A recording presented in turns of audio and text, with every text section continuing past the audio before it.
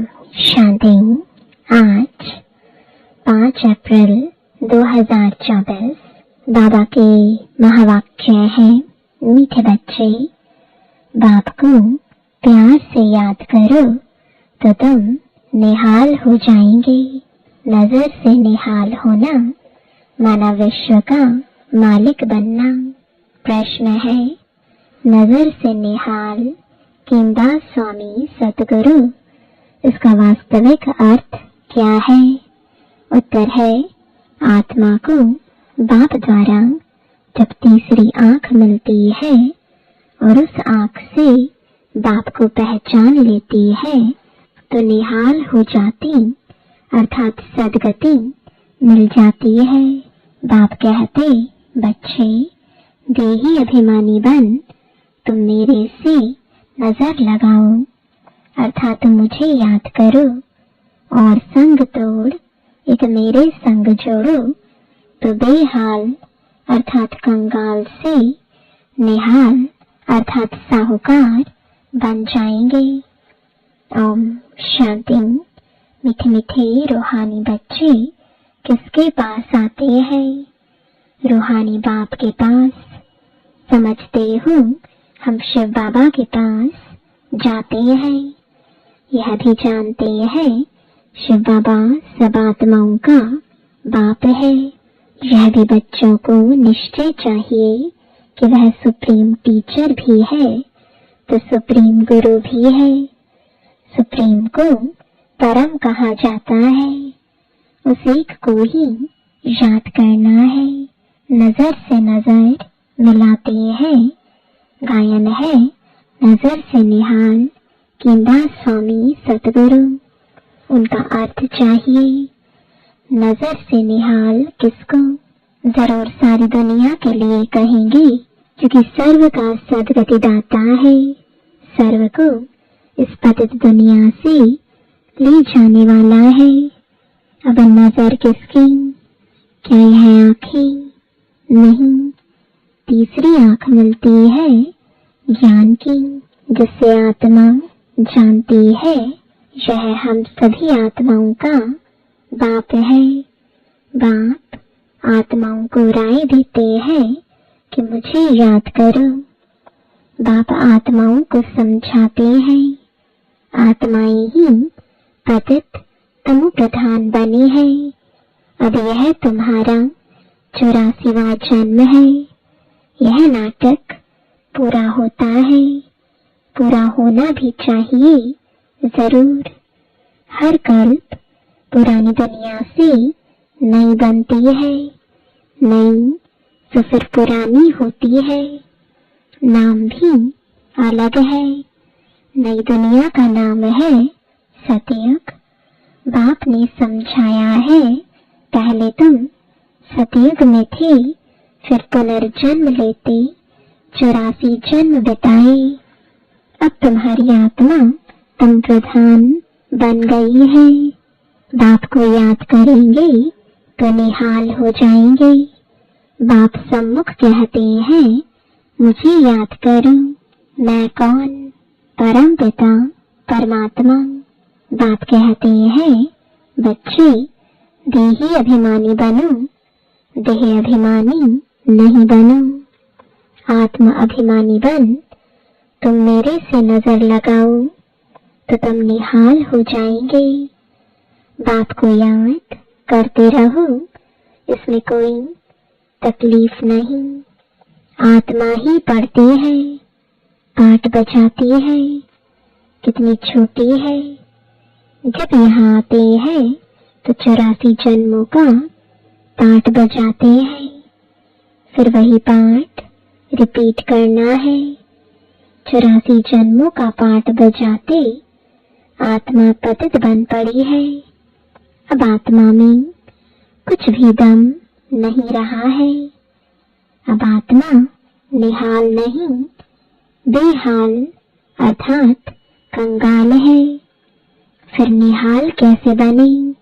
यह अक्षर भक्ति मार्ग के हैं, जिस पर बाप समझाते हैं। वेद शास्त्र चित्रों आदि पर भी समझाते हैं। तुमने यह चित्र श्रीमत पर बनाए हैं, आसुरी मत पर तो अनेक ढेर के ढेर चित्र बनाए हैं। उनका कोई ऑक्यूपेशन नहीं।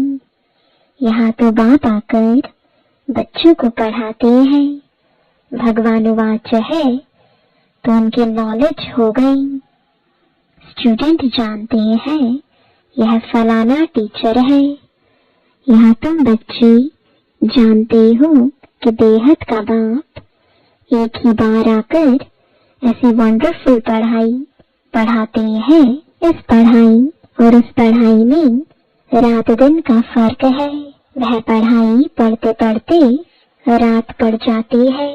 इस पढ़ाई से दिन में चले जाते हैं। वह पढ़ाइयाँ तो जन्म जन्मांतर पढ़ते आए। इसमें तो बाप साफ बतलाते हैं कि आत्मा जब पवित्र होगी तब धारणा होगी। कहते हैं शेरनी का दूध सोने के बर्तन में ही ठहरता है। तुम बच्चे समझते हो हम अब सोने का बर्तन बन रहे हैं। होंगे तो मनुष्य ही, परंतु आत्मा को संपूर्ण पवित्र बनना है। 24 कैरेट था, अब 9 कैरेट हो गया है। आत्मा की ज्योति जो जगी हुई थी वह अब बुझ गई है। ज्योति जगी हुई और बुझी हुई वालों में भी फर्क है।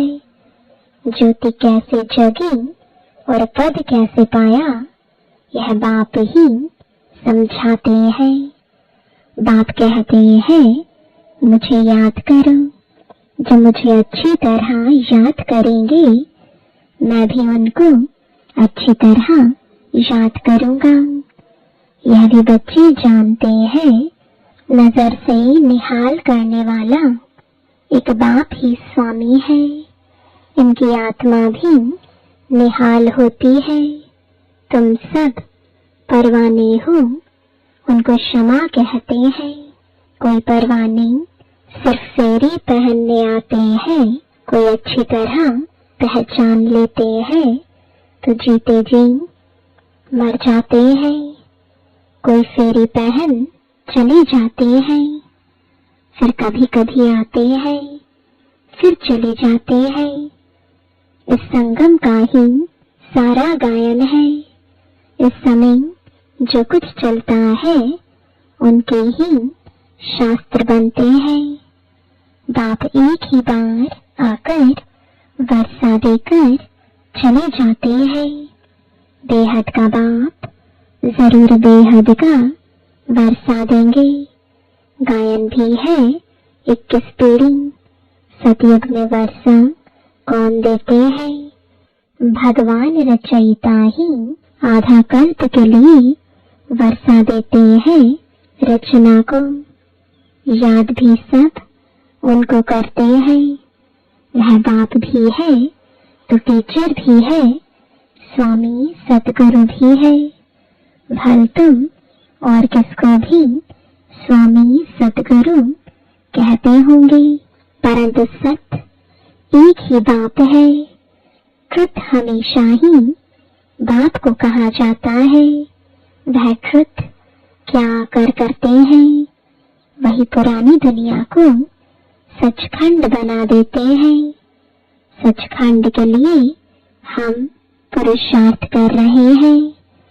जब सचखंड था तो और सब खंड नहीं थे। यह सब पीछे आते हैं। सचखंड का किसको भी पता ही नहीं।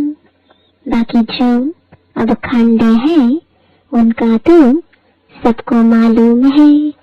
अपने अपने धर्म स्थापक को जानते हैं। बाकी सूर्यवंशी, चंद्रवंशी और इस संगम युगी ब्राह्मण कुल को कोई जानते नहीं है। प्रजापिता ब्रह्मा को मानते हैं, कहते हैं हम ब्राह्मण ब्रह्मा की औलाद है, परंतु वह है कुखवंशावली, तुम हो मुखवंशावली। वह है अपवित्र। तुम मुखवंशावली हो पवित्र। तुम मुखवंशावली बन फिर छीछी दुनिया रावण राज्य से चले जाते हो। वहाँ रावण राज्य होता नहीं। अब तुम चलते हो नई दुनिया में। उनको कहते हैं वॉइसलेस वर्ल्ड। वर्ल्ड ही नई और पुरानी होती है। कैसे होती है यह भी तुम जान गए हो। दूसरा तुम कोई की बुद्धि में नहीं है। लाखों वर्ष की बात को कोई जान भी ना सके। यह तो थोड़े समय की बात है। यह बाप बेट बच्चों को समझाते हैं। बाप कहते हैं मैं आता ही तब हूँ जब खास भारत में धर्म ग्लानि होती है। दूसरी जगह तो किसको पता ही नहीं कि निराकार परमात्मा क्या चीज है।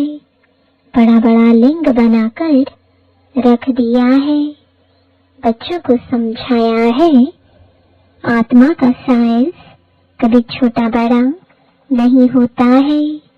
जैसे आत्मा अविनाशी है वैसे बाप भी अविनाशी है। वह है सुप्रीम आत्मा। सुप्रीम माना वह सदैव पवित्र और निर्विकारी है। तुम आत्माएं भी निर्विकारी थी। दुनिया भी निर्विकारी थी। उनको कहा ही जाता है संपूर्ण निर्विकारी नई दुनिया फिर जरूर पुरानी होती है। कला कम होती जाती है। 2 कला कम चंद्रवंशी राज्य था। फिर दुनिया पुरानी बनती जाती है। पीछे और खंड आते जाते हैं। उनको कहा जाता है बाय प्लॉट। परंतु मिक्सअप हो जाते हैं। ड्रामा प्लान अनुसार जो कुछ होता है वह फिर रिपीट होगा। जैसे बौद्धियों का कोई बड़ा आया कितनों को बौद्ध धर्म में ले गया। धर्म को बदला दिया। हिंदुओं ने अपना धर्म आप ही बदला है। क्योंकि कर्म भ्रष्ट होने से धर्म भ्रष्ट भी हो पड़े हैं। वाम मार्ग में चले गए हैं। जगन्नाथ के मंदिर में भी भल गए होंगे परंतु कोई का कुछ ख्याल नहीं चलता। खुद विकारी है तो उन्हों को भी विकारी दिखा दिया है। यह नहीं समझते कि देवताएं जब वाम मार्ग में गए हैं तब ऐसे बने हैं। उस समय के ही यह चित्र है। देवता नाम तो बड़ा अच्छा है। हिंदू तो हिंदुस्तान का नाम है। फिर अपने को हिंदू कह दिया है। कितनी भूल है। इसलिए बाप कहते हैं यदा यदा ही धर्मस्य। बाबा भारत में आते हैं। ऐसे तो नहीं कहते मैं हिंदुस्तान में आता हूँ। यह है भारत। हिंदुस्तान व हिंदू धर्म है नहीं। मुसलमानों ने हिंदुस्तान नाम रखा है। यह भी ड्रामा में नोंद है। अच्छी रीति समझना चाहिए। यह भी नॉलेज है। पुनर्जन्म लेते लेते वाम मार्ग में आते आते भ्रष्टाचारी बन पड़ते हैं। फिर उन्हों के आगे जाकर कहते हैं आप संपूर्ण निर्विकारी हो। हम विकारी पापी हैं। और कोई खंड वाले ऐसे नहीं कहेंगे हम नीच है अथवा हमारे में कोई गुण नहीं है। ऐसे कहते कभी सुना नहीं होगा। सिख लोग भी ग्रंथ के आगे बैठते हैं परंतु ऐसे कभी नहीं कहते कि नानक तुम निर्विकारी हम विकारी। नानक पंथी कंगन लगाते हैं। वह है निर्विकारी पने की निशानी, परंतु विकार बगैर रह नहीं सकते हैं। झूठी निशानियां रख दी हैं। जैसे हिंदू लोग जनेऊ पहनते हैं, पवित्रता की निशानी है। आजकल तुम धर्म को भी नहीं मानते। इस समय भक्ति मार्ग चल रहा है। इनको कहा जाता है भक्ति कल्ट, ज्ञान कल्ट। सतयुग में है। सतयुग में देवताएं हैं संपूर्ण निर्विकारी। कलयुग में संपूर्ण निर्विकारी कोई हो ना सके। प्रवृत्ति मार्ग वालों की स्थापना तो बाप ही करते हैं। बाकी सब गुरु हैं निवृत्ति मार्ग वाले। उनसे उन्हों का जोर जास्ती हो गया है। बाप कहते हैं यह जो कुछ तुमने पढ़ा है उनसे मैं नहीं मिलता हूँ। मैं जब आता हूँ तो सबको नजर से निहाल कर देता हूँ। गायन भी है नजर से निहाल। केंदा स्वामी सतगुरु, यहाँ तुम क्यों आए हो? निहाल बनने, विश्व का मालिक बनने। बाप को याद करो तो निहाल बन जाएंगे। ऐसे कभी कोई कहेंगे नहीं कि ऐसा करने से तुम यह बन जाएंगे। बाप ही कहते हैं तुमको यह बनना है। यह लक्ष्मी नारायण कैसे बने कोई को मालूम नहीं है। तुम बच्चों को बाप सब कुछ बताते हैं। यही 84 जन्म ले पतित बने, फिर तुमको यह बनाने आया हूँ। बाप अपना परिचय भी देते हैं तो नजर से निहाल भी करते हैं। यह किसके लिए कहते हैं? एक सतगुरु के लिए। वह गुरु लोग तो ढेर हैं और माताएं अबलाएं हैं भोली। तुम सब भी भोलानाथ के बच्चे हो। शंकर के लिए कहा है आंख खोली विनाश हो गया। यह भी पाप हो जाए। बाप कभी ऐसे काम के लिए डायरेक्शन नहीं देते हैं। विनाश तो कोई और चीजों से होगा ना। बाप ऐसे डायरेक्शन नहीं देते। यह तो सब साइंस निकालते रहते हैं। समझते हैं हम अपने कुल का आपे ही विनाश करते हैं। वह भी बांधे हुए हैं, छोड़ नहीं सकते। नाम कितना होता है, मून में जाते हैं, परंतु फायदा कुछ भी नहीं। मीठे मीठे बच्चे, तुम भी बाप से नजर लगाओ, अथवा ही आत्माएं अपने बाप को याद करो तो निहाल हो जाएंगे। बाबा कहते हैं जो मुझे याद करते हैं मेरे लिए सर्विस करते हैं। मैं भी उनको याद करता हूँ तो उनको बल मिलता है। तुम यहाँ सब बैठे हो, जो निहाल हो जाएंगे वही राजा बनेंगे। गायन भी है और संग तोड़ एक संग जोड़ो। एक है निराकार, आत्मा भी निराकार है। बाप कहते हैं मुझे याद करो। तुम खुद कहते हो हे पतित पावन, यह किसने कहा? ब्रह्मा को, विष्णु को, शंकर को? नहीं, पतित पावन तो एक है। वह सदैव पावन ही है। उनको कहा जाता है सर्वशक्तिमान। बाप ही सृष्टि के आदि मध्य अंत की नॉलेज सुनाते हैं और सब शास्त्रों को जानते हैं। वह सन्यासी शास्त्र आदि पढ़कर टाइटल लेते हैं। बाप को तो पहले ही टाइटल मिला हुआ है, उनको पढ़कर थोड़े ही लेना है। अच्छा, मीठे मीठे सिकिलते बच्चों प्रति माता पिता बाप दादा का याद प्यार और गुड मॉर्निंग। रूहानी बाप की रूहानी बच्चों को नमस्ते। रूहानी बच्चों की रूहानी बाप दादा को गुड मॉर्निंग और नमस्ते। धारणा के लिए मुख्य सार है, पहला, क्षमा पर जीते जी मरने वाला परवाना बनना है, सिर्फ फेरी लगाने वाला नहीं। ईश्वरीय पढ़ाई को धारण करने के लिए बुद्धि को संपूर्ण पावन बनाना है।